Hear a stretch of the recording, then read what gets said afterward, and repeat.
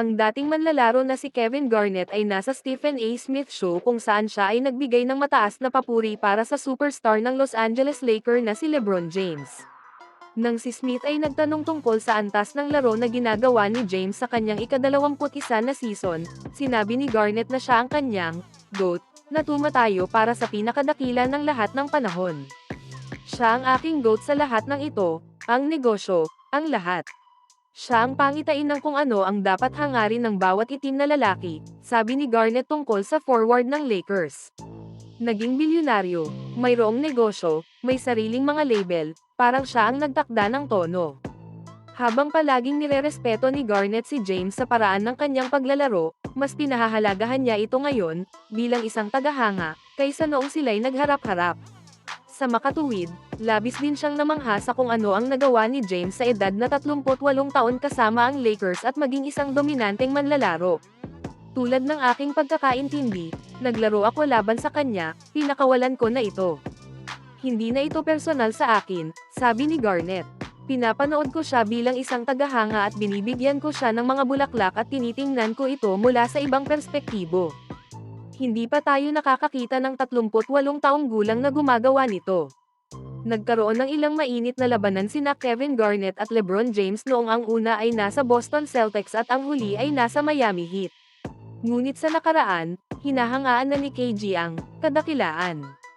Kasunod nito, si James ay may average na 25.7 puntos, 8.1 rebounds, at 6.7 assists sa season habang ang Lakers ay 9-7, na naglalagay sa kanila sa ika-7 pwesto sa Western Conference.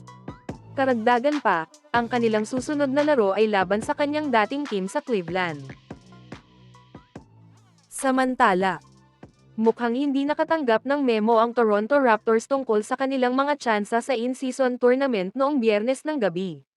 Bago pa man magsimula ang ikatlong laro ng tournament ng Toronto laban sa Chicago Bulls, nakapagdesisyon na ang kapalaran ng Raptors.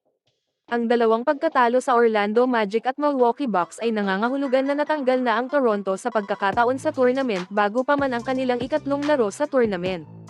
At gayunpaman, tila hindi alam ni Pascal Siakam. May 3 segundo na lamang at may 12 point na kalamangan sa Bulls, sinubukan ni Siakam ang isang 3-pointer.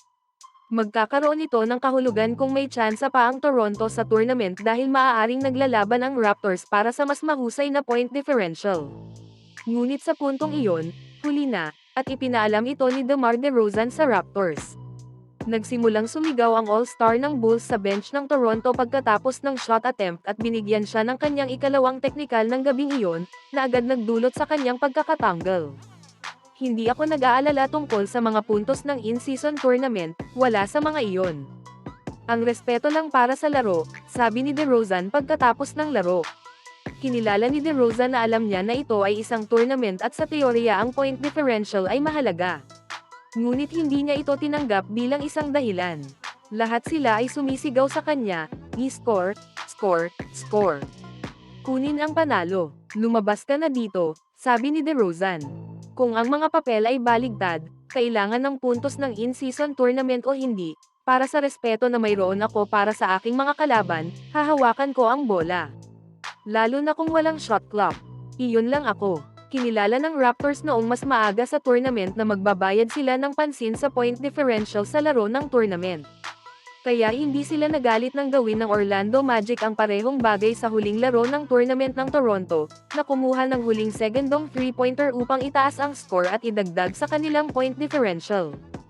Habang naglalakad si DeRozan palabas ng court, niyakap siya ng presidente ng Raptors na si Masai Ujiri sa hallway. Sandali lamang silang nagyakapan bago naglakad si DeRozan patungo sa locker room.